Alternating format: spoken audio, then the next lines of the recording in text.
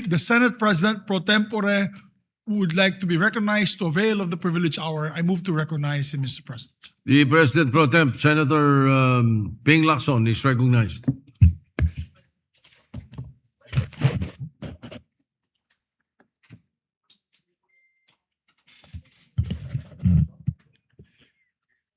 Thank you, Mr. Majority Leader. Thank you, Mr. President.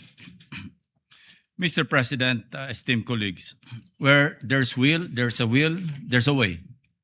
This 400-year-old proverb applies to everyone, bar none.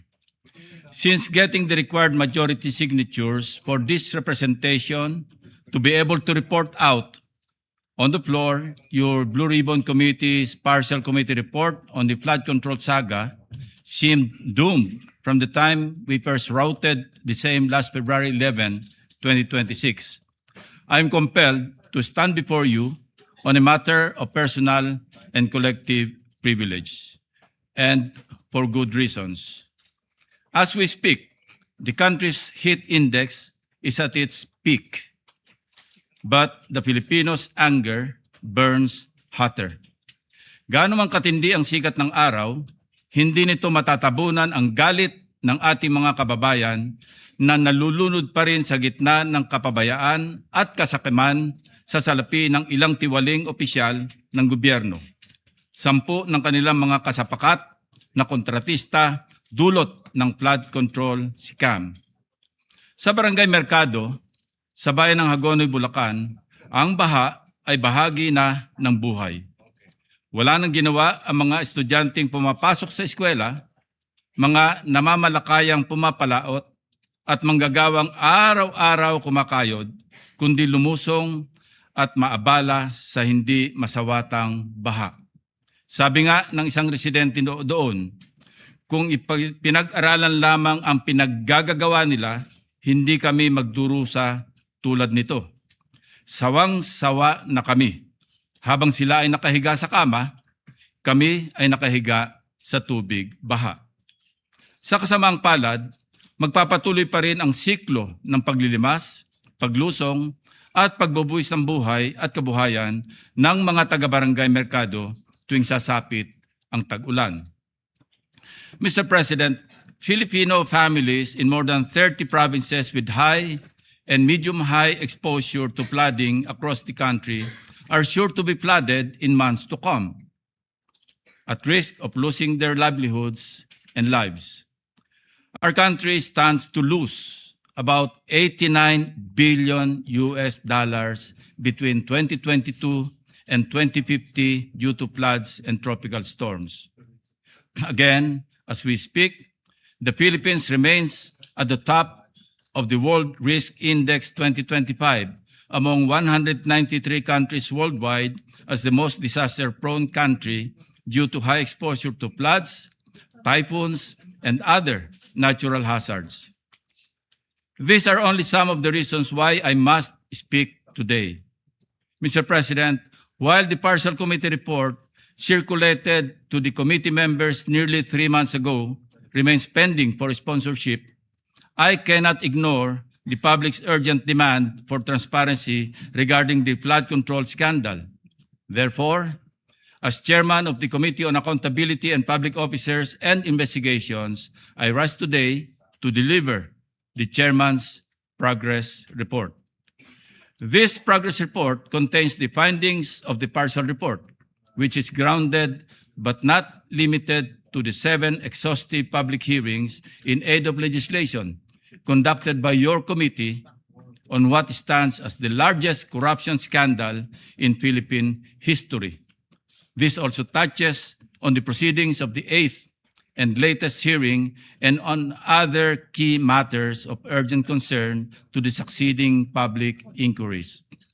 Again, for the record, the partial committee report was circulated on February 11, 2026 to the members of this committee for thorough study and consideration. As provided in our rules, Section 1, Article 5, Blue Ribbon Committee Rules, committee reports must be signed by a majority of the committee's members before they can be filed with the Bills and Index Division of the Senate. Given the scale of the investigation and the details of the discussion, which, as you all know, reached more than 400 pages, sans the annexes, each member has been afforded more than sufficient time to examine and scrutinize the full substance of the report. Everyone is given a full opportunity to review and propose revisions, modifications, deletions, and corrections.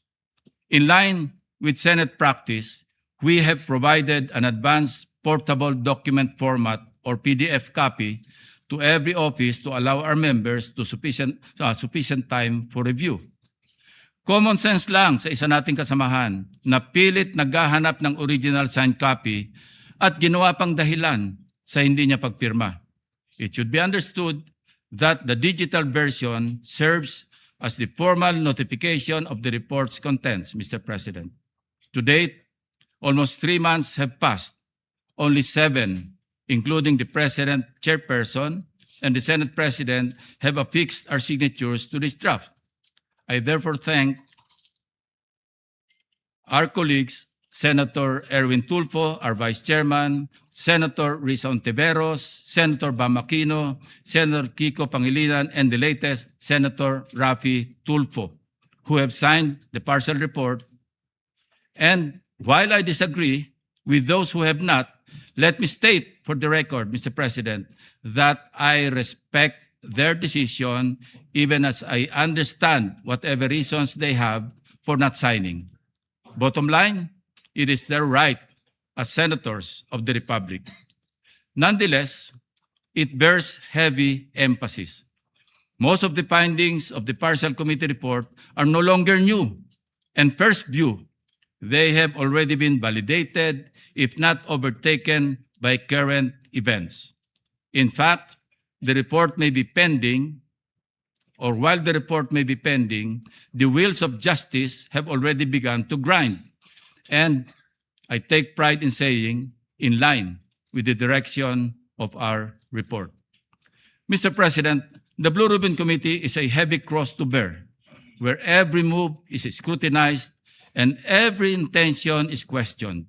But we shoulder on and forge ahead. In my more than 50 years of public service, I cannot recall experiencing a situation where I am in now, a zero-sum outcome, whichever path I trek in the crafting of the partial committee report. Never mind the trolls and critics who have been operating like clockwork. To them I say, I have built my career and my reputation over decades on a simple principle, that noise never overpowers duty, and intimidation never silences me. Set aside, if they must, the fact that I have spent my entire public service career refusing and resisting all forms of corruption, from rejecting bribes from illegal gambling operations and other unlawful activities during my law enforcement years, let alone the pork barrel system which plundered our nation and was later declared by the highest court as unconstitutional, not to mention my consistent rejection of lobby monies in as many instances related to certain pieces of legislation. Disregard, if they can, the decades I have spent in the trenches as a budget watchdog and a relentless buster of abuse of power. If my track record of integrity is to be ignored today, then let the evidence speak where my history is silenced by the critics and the trolls. In the course of drafting this report, my guidance to my staff was unequivocal, that we adopt a single standard in laying down the committee's findings. We go where the evidence leads us. Before we dive into the findings, let us be very clear in plain, simple terms. We are not here to indict, much less convict, or hand down a final judgment. Hindi po ito isang hatol. Rather, we're establishing a standard of clear indicia, as lawyers call it, to assist in whatever way we can the proper authorities who shall independently evaluate these findings, determine probable cause, and take the necessary legal actions. Halimbawa, sa kaso ng ating kasamahan na Senator Jingo Estrada, ay mayroong bagong development na naganap sa pamamagitan ng LBRMO na nagpahayag na hindi si Senator Jinggoy ang proponent base sa record ng mga proyektong una nang naiugnay sa kanya. Nonetheless, Mr. President, let me be uncompromising. In this long course of inquiry, the Filipino taxpayers are the complainant. Our duty to them is to answer three fundamental questions. Number one, where did the money go? Two, how was this corruption executed? And three, how do we fix the system so it never happens again? Mr. President, this all seems like deja vu. We have seen this before. The history of corruption in the Philippines reflects a cyclical process. It does not disappear when exposed. It adapts and mutates to survive. The flood control crisis is the reincarnation of the 2013 Priority Development Assistance Fund, or PDAF scam, but in a bolder scheme. It serves as a scathing indictment of the failure of our institutions to deter corrupt machinations. The enterprise remains unchanged in essence, similarly orchestrated by a cabal of officials led by legislators and their co-conspirators within the government and in the private sector, only with a diversified format and modus of thievery, timing, and language. Like floodwaters, these activities seep into institutions and areas of least resistance, flowing into and exploiting new channels where illicit rewards abound and oversight is weakest. Mula sa masilimuot na investigasyon, ilalatag ko ang synthesis ng findings ng komite sa 5 bahagi. Una, napatunayan sa mga pagdinig na ang problema sa baha ay hindi nag-ugat sa kakulangan ng pondo. Instead, the scale of funding coupled with weak internal controls and criminally complicit oversight made the sector an attractive target for systematic plunder of the public treasury, effectively leaving our citizens exposed to a deluge of misery. Ito ang nilalaman ng Part 1 ng ating findings. Second, the anatomy of this flood control anomaly is inherently parasitic, characterized by a network of actors spanning the highest levels of authority. Hence, Part 2 of the findings clearly laid out how the anatomy works. From utilizing an institutionalized workflow deeply entrenched within the bureaucracy, employing mechanisms so brazen and gross that they either compromise, recruit, and or bypass oversight. Third, ang flood control mess ay representasyon ng sukdulan at nakakarimarim na evolution of the pork barrel system. In this scheme, corruption takes different forms and names, from congressional slabs of pork, now euphemistically rebranded as allocables, leadership funds, and insertions, extending their reach even to the unprogrammed appropriations under the General Appropriations Act. Part 3 details the scheme's stark similarities to that of the pork barrel scam from language to operations. Fourth, the case of Bulacan First District Engineering Office serves as a microcosm of the systemic rot. It provides a blueprint of how flood control funds are diverted, revealing the interconnected systems that facilitate the corruption. Fifth and finally, the dire consequences of this institutionalized plunder are not merely financial. They are felt in the structural erosion of our democratic institutions, the profound disenfranchisement of the Filipino people, and the tearing of the moral fiber of the country. Now we ask, where did the money go? Evidence on record shows how the flood control corruption scandal exposed a systemic, coordinated, multi-actor process. Isang malawakang sabwatan na ginawang gatasan ang mga proyekto para sa flood control. Ang pattern ng korupsyon ay systemic at parasitic, magkakaugnay mula sa mga aktor, mekanismo at workflow. Who are the actors? In the course of the hearings, we have identified key actors who were implicated in the flood control anomalies and classified them into 8 groups. Ang partisipasyon ng mga aktor na ito ay hindi limitado sa isang grupo lamang. Sila ay maaring gumalaw sa iba't ibang kapasidad, sabay-sabay o nagpapalit-palit, depende sa pangailangan ng kanilang operasyon. Nariyan ang mga proponents, mga opisyal ng gobyerno na kinikilalang quote-unquote may-ari ng proyekto at tumatanggap ng average na 15 to 30% na kickback.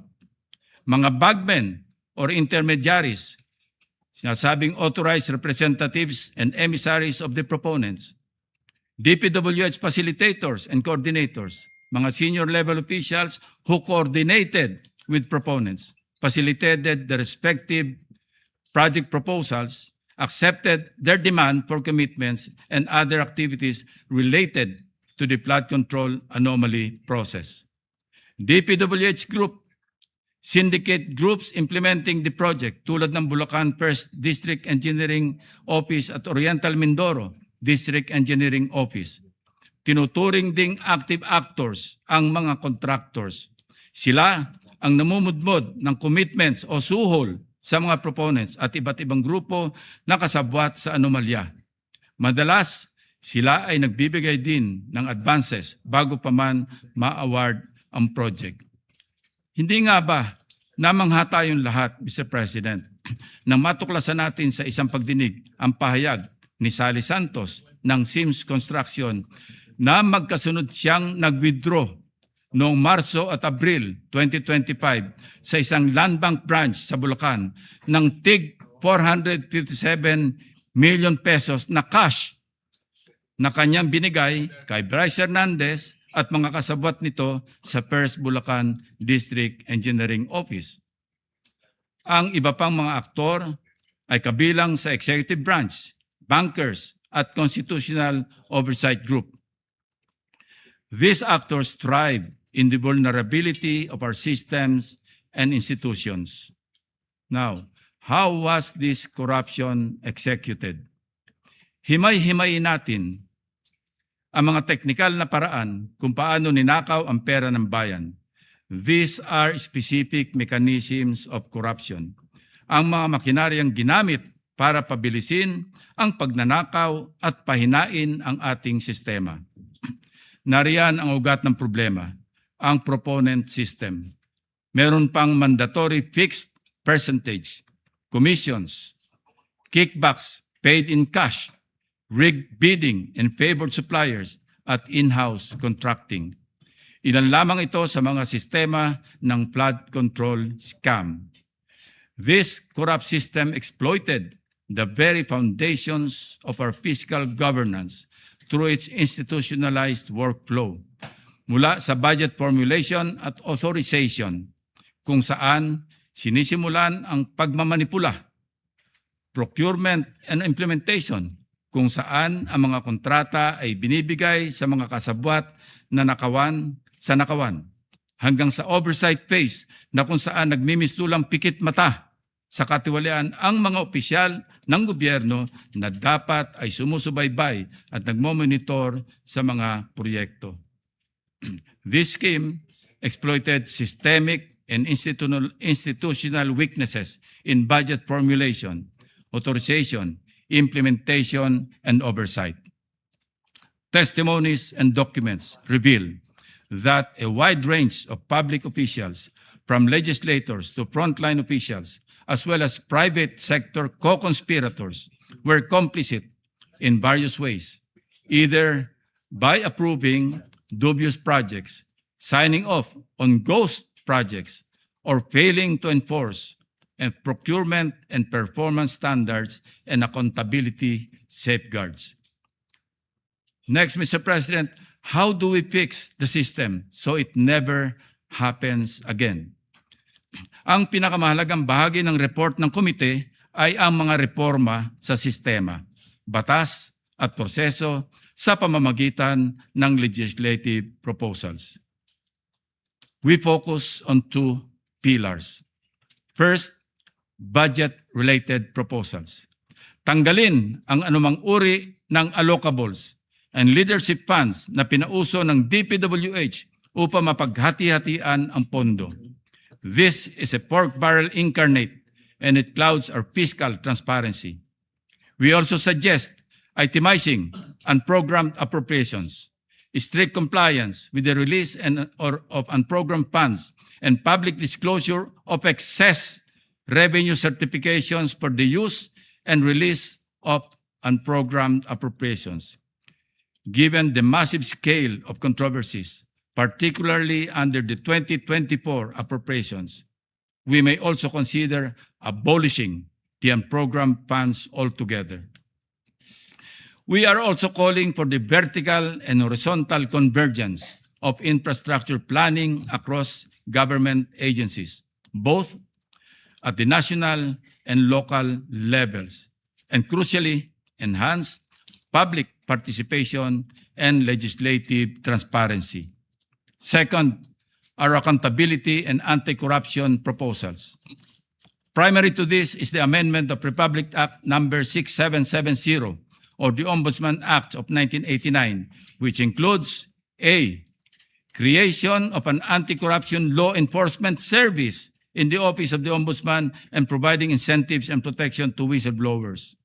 B, expanding the authority of the Ombudsman to deputize private lawyers as special investigators and prosecutors.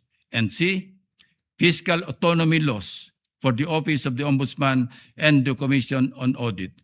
This is in line with the precedent of giving fiscal autonomy to the Supreme Court as provided under Republic Act 12233 or the Judiciary Fiscal Autonomy Act.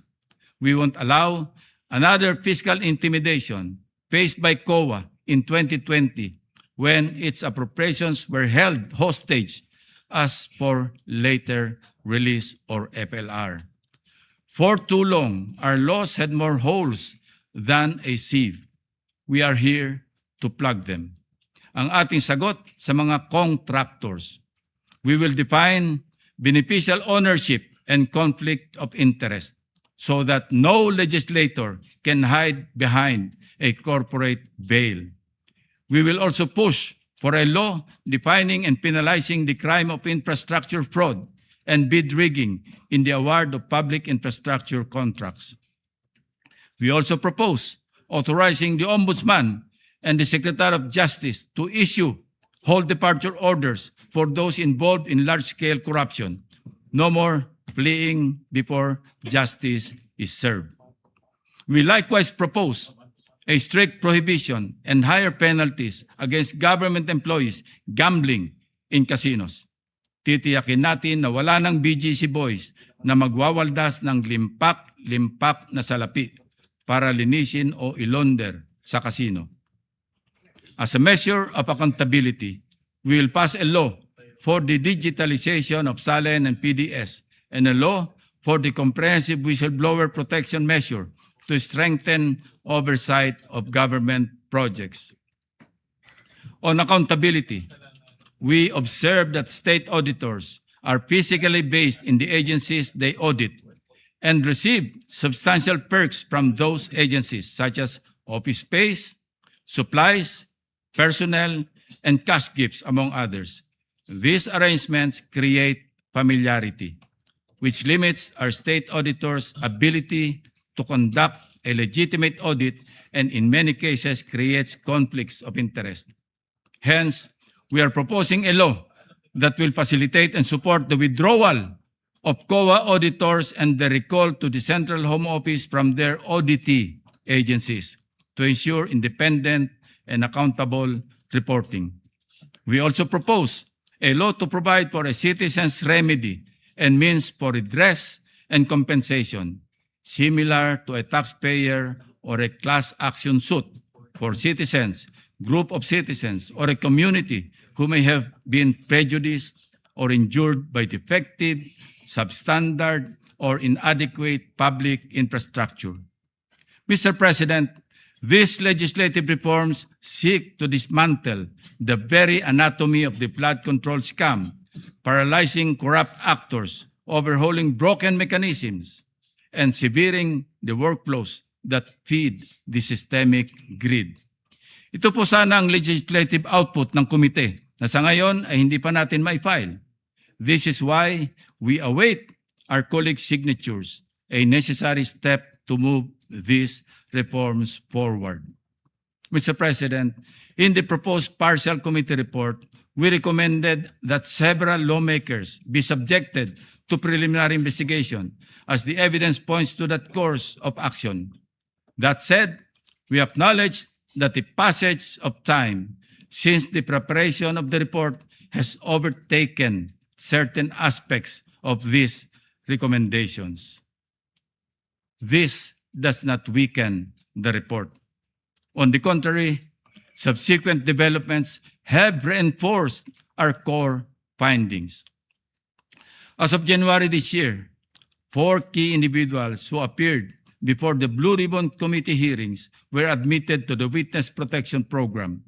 These witnesses include former DPWH Undersecretary Roberto Bernardo, former District Engineer Henry Alcantara, former NCR Regional Director Gerard Opulencia, and contractor Sally Santos.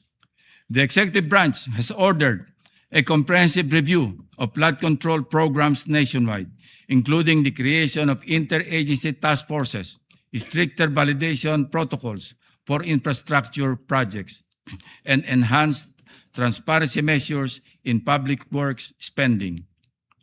The Office of the Ombudsman has filed multiple criminal cases before the Sandigan Bayan against former and incumbent public officials, contractors, and private individuals in connection with alleged anomalous flood control projects, particularly in Bulacan and Oriental Mindoro. The charges include violations of Anti-Graft and Corrupt Practices Act, as well as malversation of public funds through falsification of public documents under the revised penal code.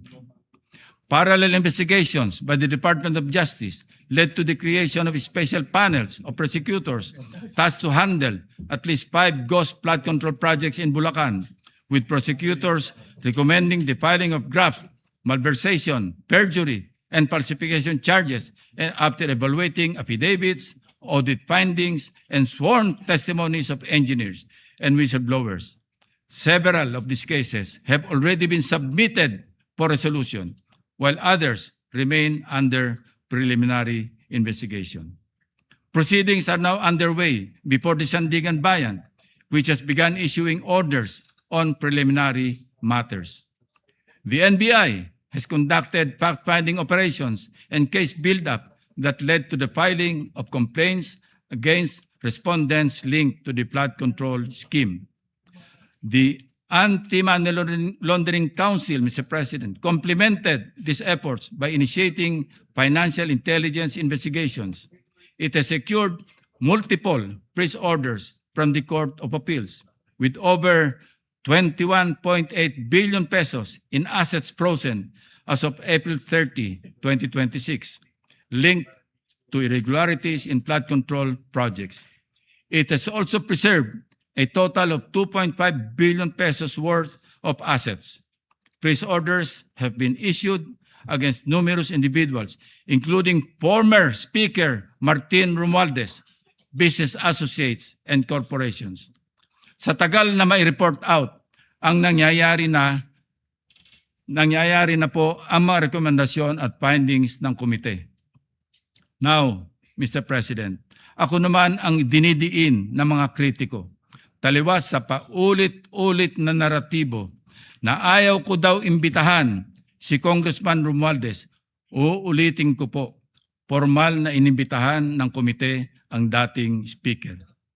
The committee extended invitations to Representative Romualdez and other members of the House of Representatives whose names were mentioned during the hearings through the office of the current speaker.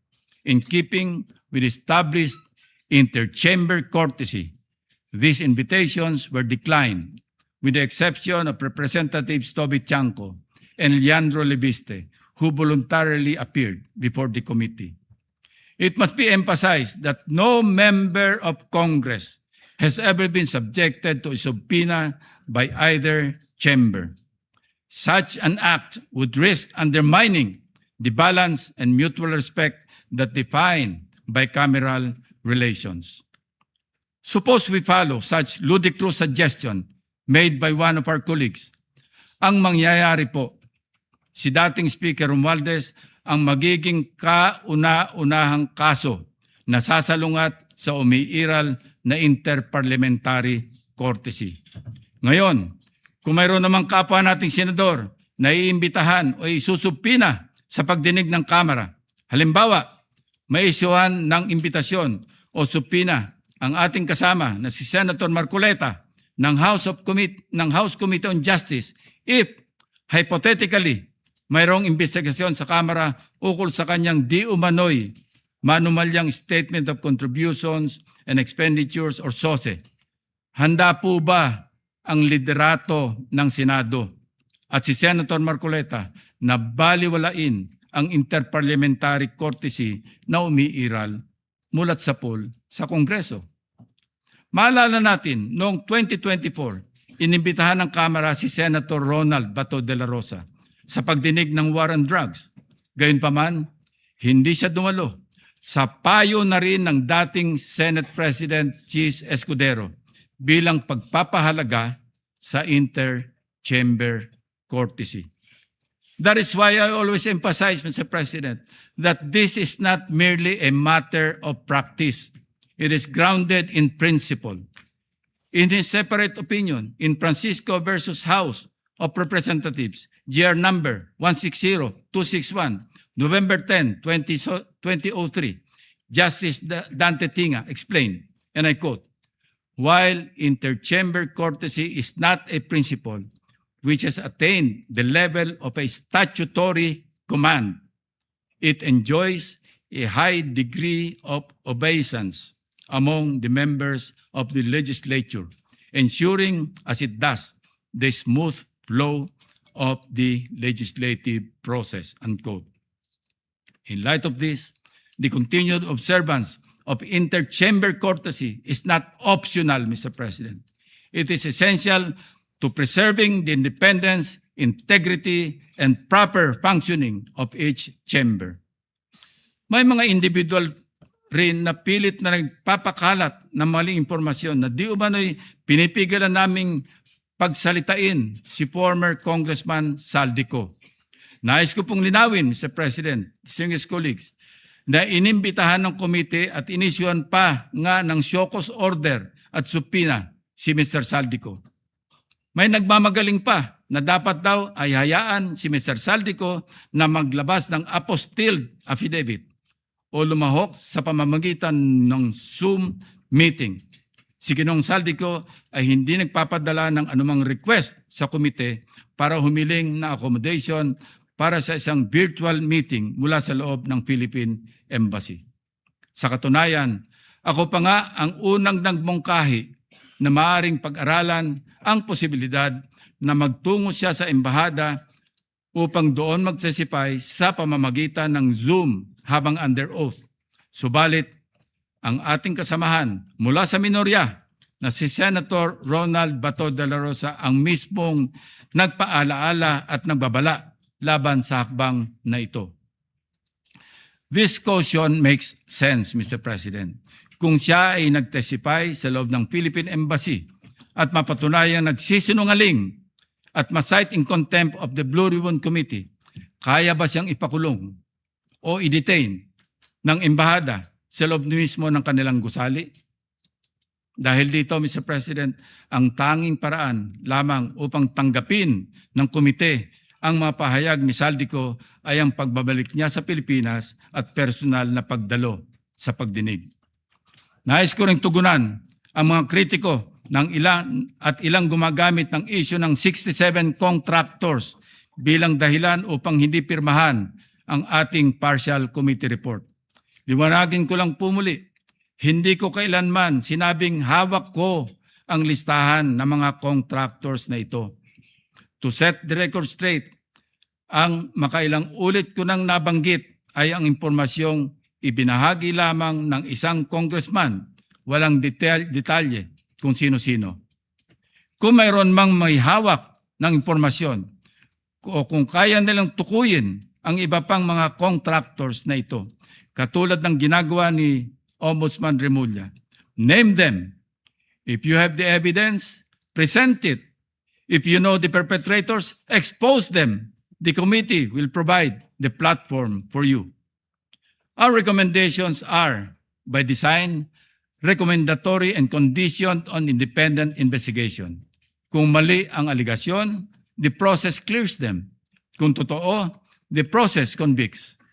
With due process and accountability, makukulong ang dapat makulong. Para klaro sa publiko, laman ng ating committee report ang menu ng mga posibleng kasong kriminal na pwedeng isampa. Depende sa ebidensya, ang mga prosecutors ang pipili ng nararapat na sakdal batay sa kanilang sariling pagsusuri at pagkilala sa mga ebidensyang naipasa na at ipapasa pa ng komite. Gayon din sa iba pang mga patunay na kanilang makakalap sa proseso ng case build-up o kaso ng DOJ o fact-finding at preliminary investigation naman kung sa ombudsman. Una, malversation sa ilalim ng Article 217 ng Revised Penal Code. Ang accountable officer, ang pangunahing may sala o principal, ngunit ang mga kasabwat o co-conspirators kabilang ang mga non-custodian public officers at pribadong individual ay maaari ring managot para sa diversion of funds maging sa ghost at substandard flood control projects. 2. Direct bribery, bribe-giving or pagbibigay ng suhol at korupsyon sa ilalim ng Revised Penal Code Article 210. Ang siste ng quid pro quo sa flood control scam ay nasa anyo ng pagmamanyobra ng mga proyekto, pagpapadali ng mga award, pagpapabilis ng paglalabas ng pondo, pagpirma natapos na umano ang proyekto o ang paggamit ng posisyon upang bigyan ng pabor ang mga kontraktor. Maaari ring ituring na sabwatan o conspiracy sa direct bribery.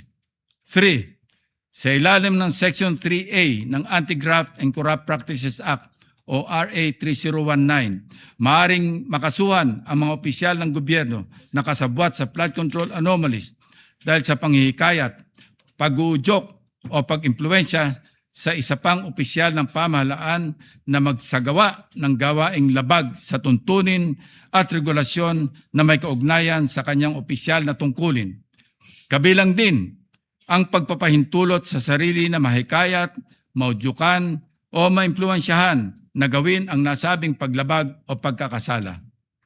Sa ilalim ng Section 3B ng parehong batas, krimen ang paghingi o pagsusulisit ng kickbacks, porsyento, commissions, obligasyon at anumang forma ng benepisyo para sa sarili o para sa ibang tao na may kaugnayan sa anumang kontrata o transaksyon sa gobyerno. Sa pagdinig ng komite, malinaw itong nakita sa pamamagitan ng direktang ebidensya o sa mga circumstantial na katibayan, pati na rin sa nailantad na workflow at delivery ng mga kickbacks. 5. Section 3E ng RA 3019 ukol sa undue injury o unwarranted benefits. Nailatag din natin ang labis na pinsala sa pamahalaan dulot ng ghost at substandard projects, gayon din ang pagbibigay bentahe o pabor sa mga private parties tulad ng mga flood control contractors mula sa rigged biddings, favored suppliers at manipulasyon ng procurement services. Lahat ng mga nakibahagi na takers, negotiators, pati na ang mga tumatanggap ng royalties, padulas o sahod sa mga bidding ay kabilang dito. 6. Plunder sa ilalim ng Republic Act 7080. Gayong hindi tayo magbibigay hatol kung sapat na ba ang threshold para sa kaso. Tungkulin ng komite na ilantad ang paulit-ulit na sistema at ang malawakang saklaw ng katiwalayang ito na malinaw na hudyat ng pattern of predicate offenses sa ilalim ng RA 7080. Ang mga ebidensyang nakuha ay isusumite sa Anti-Money Laundering Council at verification upang mabusisi ng husto. 7. Money Laundering, RA 9160 at AMLAC Bank Inquiry, Freeze and Forfeiture. Batay sa nakalap na ebidensya, mariing nirekomenda ng komite ang referrals para sa AMLAC fact-finding, kabilang na ang Bank Deposit Freeze Order application sa Court of Appeals at ang pagsusuri sa mga bank account bisa ng utos ng Court of Appeals. 8. Falsification, false identities, procurement documents falsification, ang paggamit ng mga fake IDs at pineking dokumento ay tinuturing na mga evidentiary links at gagamitin ng ang mga ito para masuri ang pinagmulan ng proceeds ng krimen, gayon din ang paraan ng pagkuha nito at ang mga rutang ginamit sa money laundering. 9. Ang perjury, false sworn statements, certifications, sa ilalim ng Revised Penal Code, Article 183, naman ay para sa pagpapatunay ng material, probable falsehoods. 10. Bid rigging, collusion, RA 10667, procurement reform, RA 12009. Ang sabwatan sa bidding ay tinuturing na procurement fraud at pinsala sa malayang kompetisyon. Pinupinteriya ng Competition Act ang bid rigging dahil pinapalitan nito ang fair market competition at pinapaboran lamang sa mga kartel. 11. Ethics, conflict of interest sa ilalim ng RA 6713 at SALN at divestment. Ang conflict of interest ang nagsisilbing enabling layer ng katiwalian. Mahalagang masukol ang mga magkakasala sa ilalim ng batas na ito dahil ang isa sa mga dahilan ng pananatili at paglalim ng flood control scam. Mr. President, this report is a referral and reform package. Simple lang, imbestigahan ng legal, alamin kung ano nangyari, bawiin ang kaya pang bawiin at ayusin ang batas para hindi doble bayad ang Pilipino sa buwis at sa dilubyo ng baha. As we move forward, the committee will continue the work it has carefully begun in these hearings. In the resumption of our hearings, we will scrutinize matters that need further scrutiny. Una, mas malalim at mabusising investigasyon hinggil sa usapin ng allocables at leadership fund. Pagtuunan ng pansin ng komite ang mga opisyal na dokumentong ating nakalap mula sa DPWH. Kabilang dito ang mga sulat galing sa mga mababatas na maaaring pag-aralan para magpakita ng paper trail na nag-uugnay sa mga flood control projects. What you see here, Mr. President, are just random letters from our files. Magpapadala na rin pa rin po tayo ng formal na imbitasyon kay dating Speaker Romualdez sa pamamagitan ng kasalukuyang Speaker ng Kamara upang bigyan daan ang kanyang panig at paglilinaw hinggil sa mga aligasyong ibinabato laban sa kanya. If and when Saldico is returned to the Philippines, we are prepared to bring him together with his former staff, including former members of the military. This step will ensure that the committee's findings remain fair, balanced, and firmly grounded on facts and evidence. Mr. President, the road to full accountability is long, but we must start to agree somewhere. This chairman's report is a decisive step forward. We owe it to the witnesses who spoke up, to the experts who provided evidence, and most importantly, to the millions of Filipinos who find themselves neck deep in floodwaters every time a storm hits. We cannot let their efforts and ours go to waste, Mr. President. In the interest of orderly and more comprehensive discussions and productive deliberations, and to avoid redundant and repetitive clarificatory questions that may be posited by our colleagues, I reserve my right to address any and all interpellations after my sponsorship of the still pending partial committee report. Dalawa na lang po, 2 or 3 more. At pwede nang i-file sa Bills and Index Division ng Senado ang partial committee report. Until then, Mr. President, I am not yet yielding the floor. Thank you, Mr. President.